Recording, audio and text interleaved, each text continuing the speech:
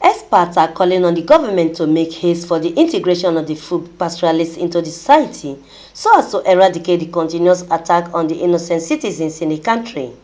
Former Minister of Interior, Lieutenant General Abdurrahman Dambazwa, retired, made the call at the National Security Summit with the team, exploring the contemporary security challenges facing pastoralists and Fulbe in Nigeria. He said a long-term strategy is needed for solving the kidnapping pandemic that has practically led to the loss of lives and properties. Leaders of the Fulani community have gathered here in the nation's capital to seek practical ways of ending all forms of unjust killings in the country. The aim is to look at possible ways government at all levels can mainstream the Fulbe pastoralists through its implementation of the National Livestock Transformation Plan approved in 2019. An attempt to modernize livestock rearing. They believe this strategic plan would provide the foundation that will enhance the integration of this Fulbe for national cohesion. While speaking, General Dambazwa, retired, noted that if agriculture can be subsidized for farmers, the government should replicate its effort to livestock production to boost the country's revenue, thus calling on the criminal justice system to single out the criminals among the Fulbe pastoralist communities and prosecute those found culpable accordingly for the interests of all. Integration of the Fulbe pastoralists into the mainstream society should be given priority. States and federal governments, and indeed the private sector, should raise special funds for establishing ranching communities, particularly in the vast lands in the northwest and northeast, with all necessary facilities to enable the pastoralists settle down permanently. After all, government has been subsidizing agriculture, especially for farmers, and the livestock and the production of livestock should be part of the government's efforts to increase revenue. The former Interior Minister also stressed the need to provide the pastoralists the opportunity of education and healthcare service, while ensuring the cutting off of their access to weapons and drug abuse among the Fulbe youth. Also clean up the stable, and by this I mean, with the help of National Drug Law Enforcement Agency, the society must work on the drug abuse among Fulbe pastoralist youth. We must ensure justice and pursue human capital development that will improve the education and health of the Fulbe pastoralists to open more opportunities for him for self-development in the society.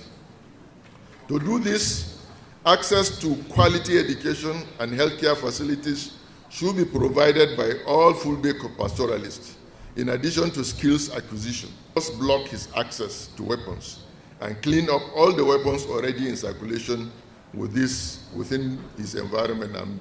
On his part, the national president, Metiala Cattle Breeders Association of Nigeria, Alhaji Hussaini Buso, said the summit is aimed at enlightening the public on the stigmatization of the Fulbe people, adding that the perpetrators of these crimes are nothing but a few in the Fulani community. According to him, the Fulbe people are the biggest victims of criminality, as many have been abducted by unknown gunmen in their respective states, thus calling for the implementation of several policies of the government in order to tackle the Fulbe challenges in the country. Drivers of this conflict, but let me say, the incendiary role of social media and even that of the mainstream media is leading to genocide of the Fulbe in this country. We find it curious the way and manner about 60 million Fulanis in Nigeria are being stereotyped and stigmatized by the media for the actions of few criminal elements among them. It should be noted that the Fulbe are the biggest victims of criminality in this country. It is no longer news that kidnapping and armed banditry has become the order of the day in many communities in the country. But what is baffling is that crimes perpetrated against pastoralists have no traction in the media. Our members have been the highest victims of criminality. Magban chairman in Nasarawa, Kogi, Niger, and 5 other local government chairmen, including the recent Gwagwalada Area Council chairman, were all recently abducted and killed. This buttresses the fact that we are not spared by the atrocities of kidnapping and banditry in our communities. Aliu Harp Modibo, who is Usasia, a staff of National Commission for Nomadic Education, who spent 35 years rendering his services to nomadic communities in Nigeria, was also a victim of abduction and had to pay ransom before he is being freed. Also, prominent personalities from within the Fulbe communities were also victims. The recent being Dr. Ramatu Abarchi, who was kidnapped and recently released, but her daughter is still in captivity with the bandits.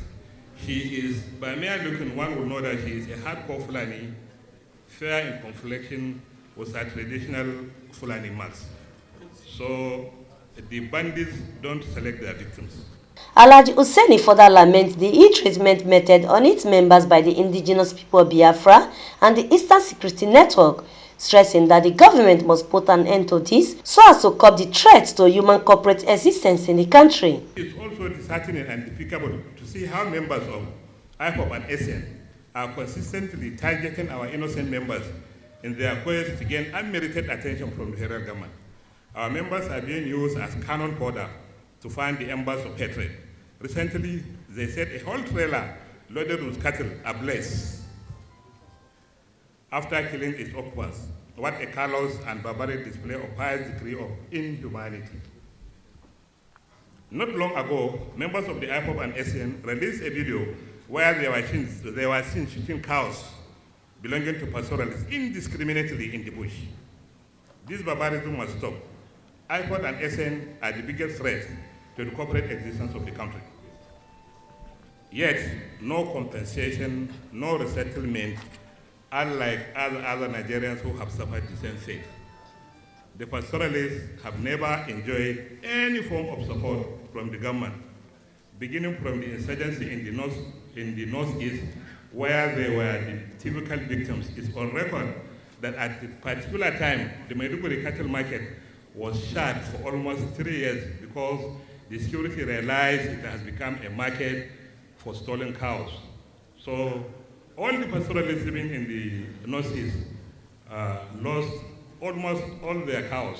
At a stage, their cows were the source of funding for the insurgency that was taking place there. It was after they finished with the pastoralist cows, they begin to loot communities. But upon all this, there has never been any form of support for the pastoralists.